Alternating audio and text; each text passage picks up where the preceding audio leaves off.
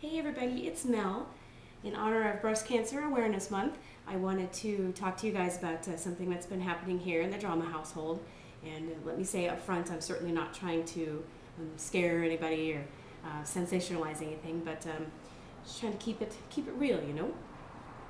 So, after my first mammogram, which was September 10th, I got a voicemail message sometime around maybe the 13th or the 14th from the technician, and she said that the radiologist saw something on the films and could I please call back and make a second appointment.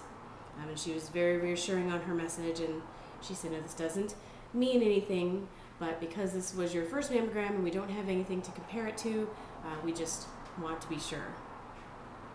And it was like a punch in the gut. Not having a history of anything running through my family, I kind of felt like it was a little bit of an automatic safety net, if you will. So getting a phone call saying that they saw something was disconcerting. It was scary. I didn't tell my husband right away. I think I wanted to kind of get used to it myself, because that saying where your life flashes before your eyes in an instant. Well, that happened, but it wasn't my life necessarily. It was my husband and my son and my mom and my dad, and I thought, what are we gonna do if it does turn out to be something? If I'm there for this second set of films and they start using words like biopsy and malignant and tumor and God forbid even cancer.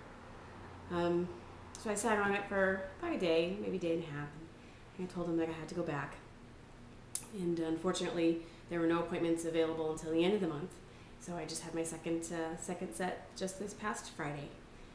And when I went there, I had the same technician again, so she brought in my original films and put them up on the light box.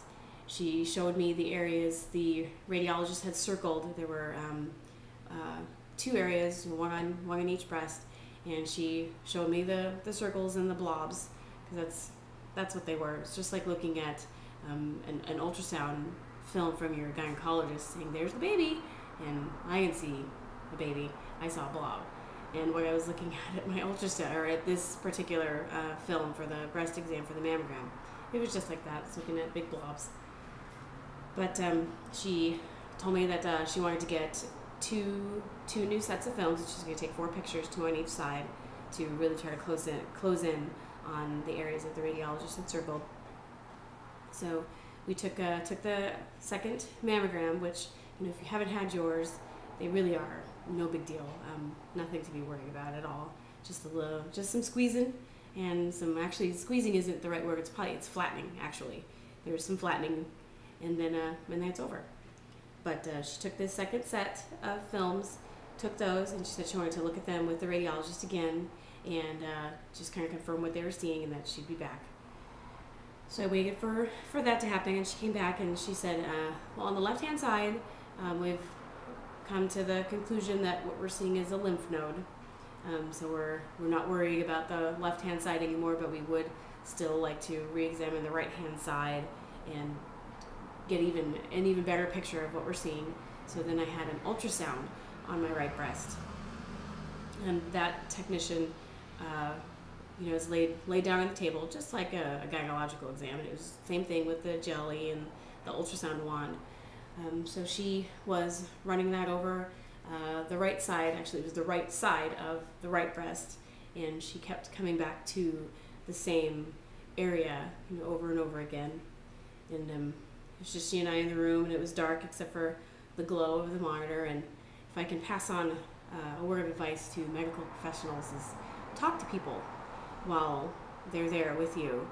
Explain either what you're seeing or what you're doing and why, but that silence it makes a kind of stressful situation even more stressful. So please pass that on and talk to people. We're right there. We see you, and we're looking at your face, wondering if you're going to give anything away. So rather than having us search for a visual clue that may or may not be there, just speak up. So that's my aside on that. But so she finished the ultrasound, And she said, okay, I'd like to go get the doctor and review this, and the doctor will come back in with me and probably go through the exact same thing that I did, which it did. They went through the exact same procedure again, circling an area on the right-hand side, and this time the doctor would make a notation. They were using the clock as a reference, and she would say 10 o'clock, 11 o'clock, 12 o'clock, and they took some measurements, 5 centimeters, 3 centimeters, you know, things like that.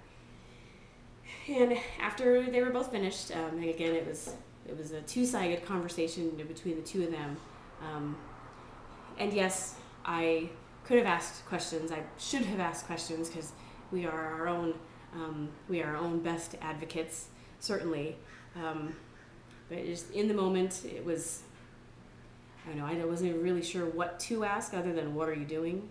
So the two of them spoke some more, and then the doctor asked me, have you been having any problems with your breast reads of late?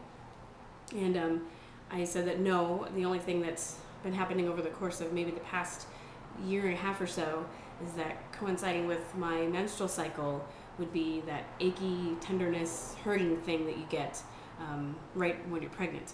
So I've been experiencing that, and I've had to use a heating pad, you know, a couple times.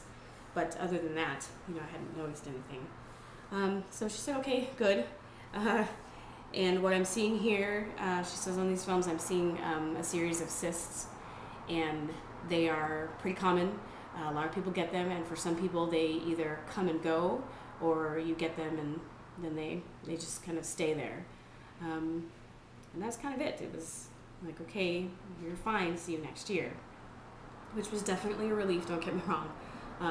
But after the stress of waiting for that second appointment and trying not to think about it and trying not to dwell on what it could or could not mean, to have it over so abruptly, it was a little bit jarring.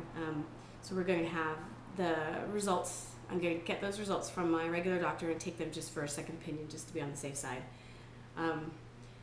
So good news is that I'm fine. Very good news is that I'm fine.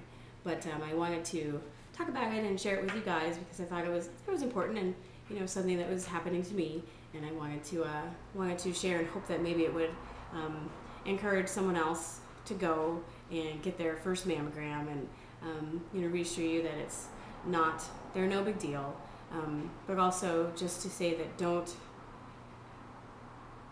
use the same safety net that I was, which is, you know, hey, I don't have a history of anything in my family, and yeah, I'm not going to be too concerned about it. So don't wait for your doctors to suggest that you get your mammogram. You know, if you fall within that age range, you know, I've just turned 35, ask, you know, is it time, you know, what do you think, should I start to go? And they'll do what they did for me, which was to establish your baseline. So my first mammogram, they called it my baseline mammogram. And so you'll get yours too, and then, you know, they'll have something to compare it to from, you know, the years forward. So definitely go. They are important, and they are life-saving. My mom, she does the breast cancer walk every year, the 3-day that's here in Southern California, in our town here in San Diego. And this will be I believe it'll be her 8th time. And she got involved after her best friend and my godmother was diagnosed with breast cancer. And in the 8 years that my mom has been walking, you know, unfortunately, she's lost several other friends and coworkers to cancer as well. So mammograms are important, and they do save lives. So please go get yours.